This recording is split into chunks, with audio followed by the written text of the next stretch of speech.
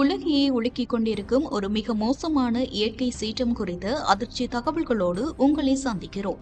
வல்லரசு நாடான சீனாவை முன்னெப்போதும் இல்லாத ஒரு மகா பெருமழை மற்றும் வெள்ள பேரழிவு தற்பொழுது மொத்தமாக புரட்டி போட்டுள்ளது.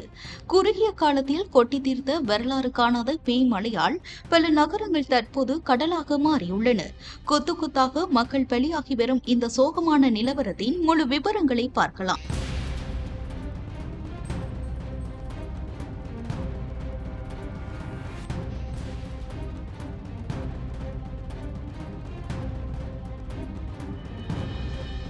சீனாவின் முக்கிய மாகாணங்களில் கடந்த சில நாட்களாக குளிர்ந்த காற்று மற்றும் வளிமண்டல மேக வடிப்பு காரணமாக திடீரென பேய்மழை பெய்ய தொடங்கியது. வழக்கமாக பல மாதங்களுக்கு பெய்ய வேண்டிய ஒட்டுமொத்த மழையும் சில மணி நேரங்களிலேயே கொட்டி தீர்த்துள்ளது. இதன் காரணமாக அங்குள்ள பிரதான அணைக்கட்டு உடைந்து குடியிருப்பு பகுதிகளுக்குள் வெள்ளம் காட்டாறு போல பாய்ந்துள்ளது. கண்ணிமிக்கும் நேரத்திற்குள் வீடுகள், கடைகள் என அனைத்தும் தண்ணீருக்குள் மூழ்கின. வெள்ளத்தின் வேகம் மற்றும் தொடர் மழையின் காரணமாக நிலத்தடி மண் தளர்ந்து பல இடங்களில் பயங்கர நிலச்சரிவுகள் ஏற்பட்டுள்ளன. இதனால் மலைப்பகுதிகளில் இருந்த நூற்றுக்கணக்கான கிராமங்கள் மண்ணோடு மண்ணாக புதைந்துள்ளன. நகரங்களில் அடுக்குமாடி கட்டிடங்கள் மற்றும் பாலங்கள் அடிவோடு சரிந்து விழுந்துள்ளன. வெள்ள பாதிப்பால் சீனாவில் முக்கிய சாலைகள், ரயில் தண்டவாளங்கள் மற்றும் மின்சார கட்டமைப்பு முற்றிலும் துண்டிக்கப்பட்டு தொடர்புகள் முடங்கியுள்ளன. இதனால் சீன அரசு தற்பொழுது அங்கு போர்க்கால அவசர நிலையை பிரகடனப்படுத்தியுள்ளது. சீனாவின் தேசிய பேரிடர் மீட்பு படையினருடன் இணைந்து ராணுவ வீரர்களும் களமிறக்கப்பட்டுள்ளனர். அவர்கள் ரப்பர் படகுகள் மற்றும் அதிநவீன ஹெலிகாப்டர்கள் மூலம் பாதிக்கப்பட்ட பகுதிகளில் சிக்கியுள்ள லட்சக்கணக்கான மக்களை மீட்டு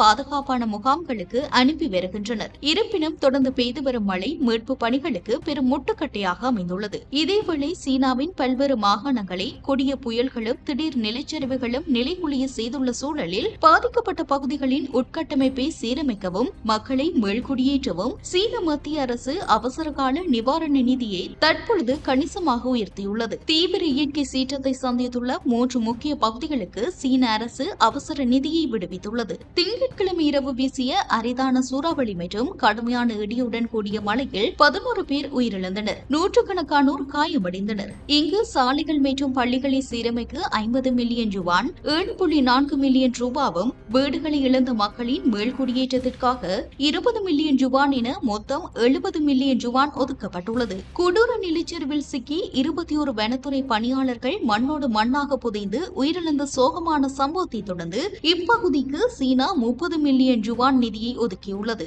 மேசாக் வெப்பமண்டல புயலால் பெய்த கனமழையால் நீர்த்தக்கங்கள் உடைந்து நகரங்கள் நீரில் மூழ்கியுள்ளன.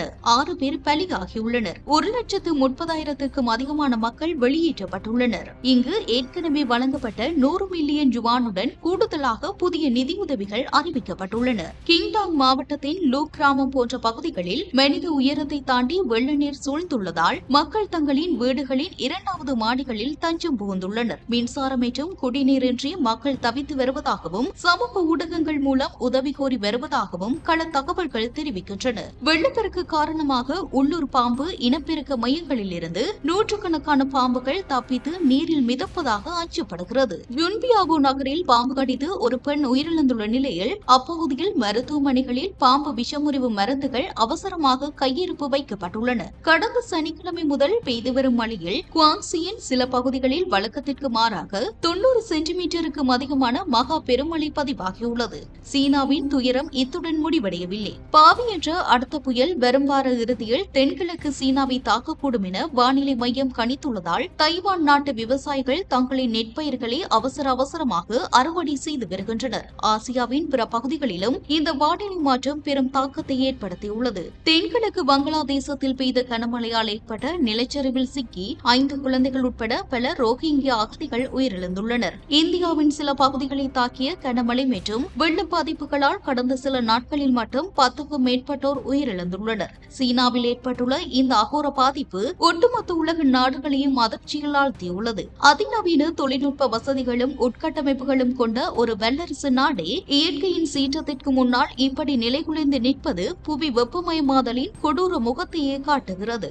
இது போன்ற பல செய்திகளை தெரிந்து கொள்ள நம்முடைய சமூக மீடியா யூடியூப் சேனலை சப்ஸ்கிரைப் செய்து அருகில் உள்ள பெல் பட்டனை கிளிக் செய்யுங்கள். மேலும் செய்திகளை உடனுக்குடன் தெரிந்து கொள்ள சமூகமீடியா.com என்ற இணையதளத்தின் வாயிலாக எங்களுடன் இணைந்திருங்கள்.